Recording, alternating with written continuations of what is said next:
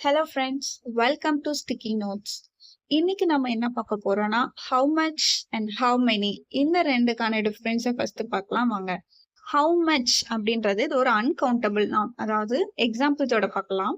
Sadness அப்படின்றது நம்மளால count பண்ண முடியாது. அவங்க எவ்வளவு சேடா இருக்காங்கன்னு கவுண்ட் பண்ண முடியுமா? முடியாது. So it is uncountable noun.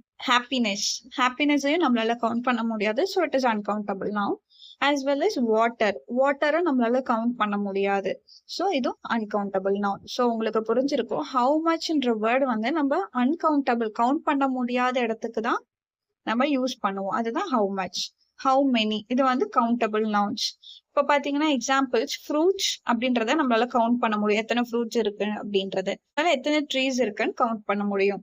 Tigers, dogs, cats, like buildings, இதெல்லாமே வந்து கவுண்ட் பண்ண முடியும். How many trees are there, how many tigers are there அப்படின்றப்ப ஹவு மெனி அப்படின்றது. So we can count, there are 2 tigers, there are 3 tigers, there are 5 fruits. இந்த மாதிரி நம்மளால கவுண்ட் பண்ணி ஒரு ஆன்சரை சொல்லக்கூடியதுதான் how many. So it is countable noun. உங்களுக்கு இது புரிஞ்சிருக்கும்னு நினைக்கிறேன். தேங்க்யூ ஃபார் வாட்சிங். Stay tuned. வேற ஒரு தகவலோட மீண்டும் சந்திப்போம். தேங்க்யூ.